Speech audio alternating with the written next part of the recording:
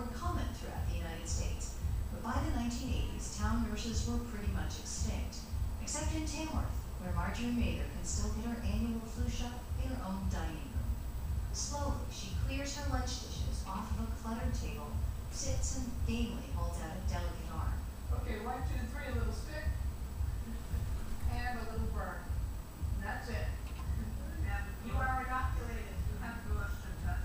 Like many rural communities, Tamworth has more than the average share of elderly, many who find it hard to get around.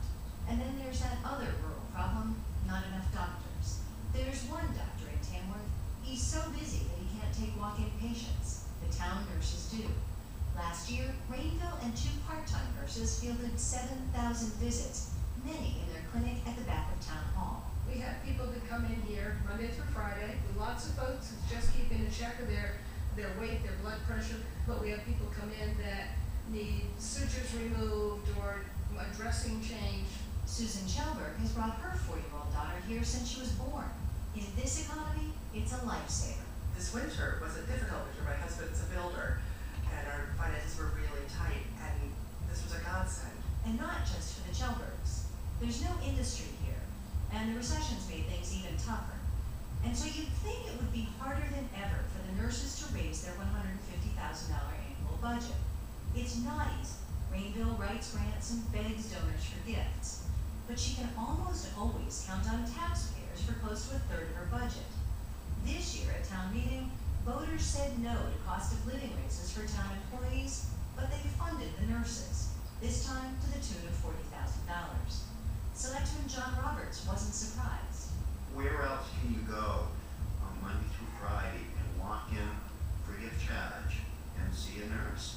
Or just pick up the phone and call, and they'll send somebody up to your home. Where else, indeed? For NPR News, I'm Elaine Grant in Concord, New Hampshire.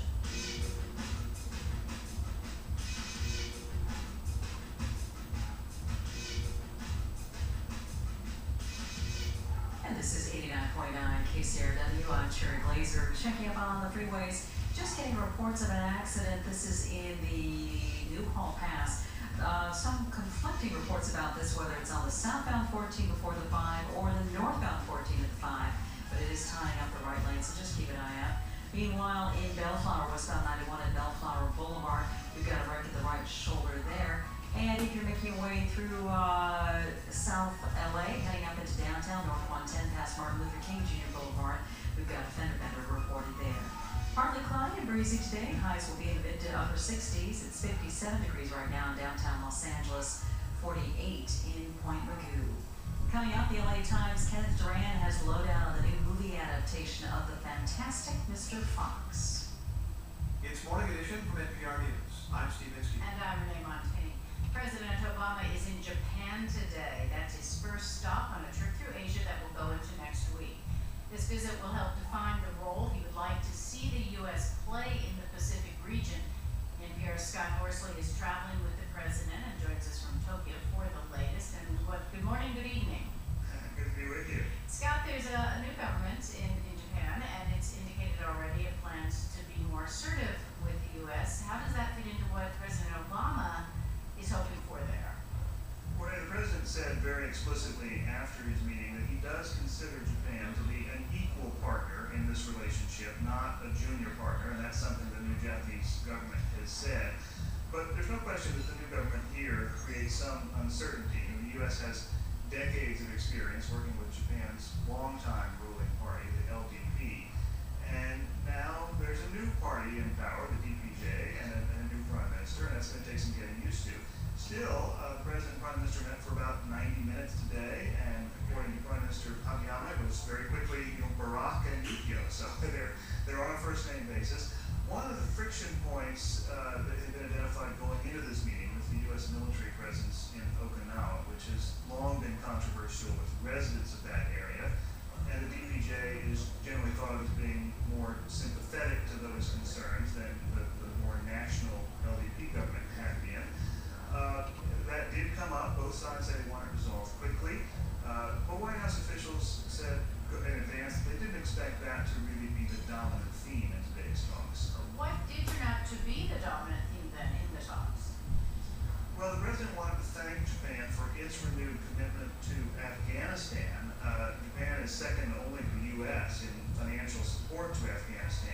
And just this week, Japan announced another major aid package for Afghanistan over the next 5 years. Japan's also a big contributor to Pakistan. In some ways, the Japanese Prime Minister is singing from President Obama's hymnal when he talks about having more global engagement by Japan, using quote-unquote soft power. Until now, Japan's voice has maybe been overshadowed a little bit by the United States voice, but that's changing, and both sides see this as a chance to sort of make some adjustments in the alliance. They also talked about North Korea, they talked about nuclear disarmament, climate change, and of course, a little bit of talk about the global economy. Right, and as he left for Asia, President Obama emphasized that he'd be talking about trade, especially about opening the Asian market to American exports, which would of course be good for the American economy. Where is trade likely to figure most in this trip? Yeah, the U.S. obviously would very much like to sell more goods to Asia and ease what is now a big trade imbalance with nations like Japan, like China. And I'm sure we will be hearing more calls throughout this trip, as we have from the Obama administration whenever there's one of these international get-togethers, to avoid protectionism. But President Obama's been pulled in different directions on trade, going back to the days of the campaign. There's a lot of skepticism in his own party and among Americans in general about just how free trade is working for American workers. And so the administration has said it's not taking any immediate action on things like the free trade agreement with Korea, which has been gathering dust for a couple of years now. The administration says they have an obligation to work for free trade, but we're not seeing any real concrete steps in that direction. Okay, so just briefly, what else is on the agenda for the rest of the president's trip? Well, China will be a central focus of this trip. Of course, China is the second biggest trading partner for the U.S. and its biggest foreign banker. The president will also be traveling to South Korea and talking more about North Korea. And then there's a big meeting in Singapore over the weekend with the Asian Pacific Economic Cooperation Forum. This was a group set up 2 decades ago to prevent having sort of a boundary line down the middle of the Pacific, dividing the United States from Asia. And Asia said Mr. Obama, who of course was born in Hawaii and spent part of his childhood in Indonesia, has a very personal interest in shoring up trans-Pacific ties. Scott, thanks very much, NPR Scott Horsley speaking with us from the press room in Tokyo, traveling with the president on his Asian trip.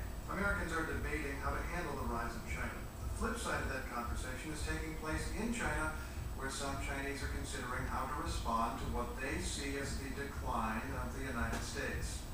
This discussion could take a new twist when the president visits China next week and is expected to ask the Chinese to play a more active role in global affairs. NPR's Anthony Kuhn has this report from Beijing. Very few mainstream commentators in China believe that their country is about to replace the U.S. as the world's sole superpower. But what many do observe is a decline in U.S. power relative to China and other developing nations.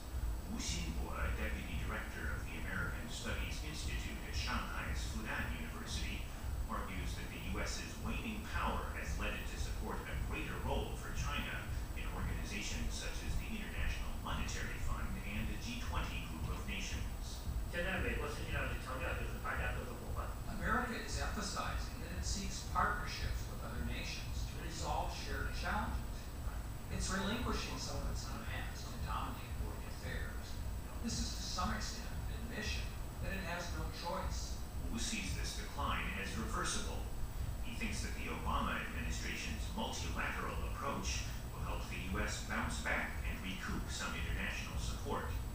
On his first visit here next week, President Obama is expected to encourage China to play a larger role in a full spectrum of issues, from Afghanistan to global finance to climate change. I think it's absolutely right for the Americans to be pushing that. David Shambaugh is a China expert at George Washington University. But we have to be very careful not to expect too much, because China is conflicted over its desire to be a responsible major power, and it certainly lacks the capabilities in many areas to be one.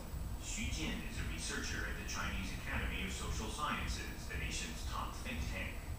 He says that the fate of the former Soviet Union convinced China not to aspire to global leadership or even third world leadership.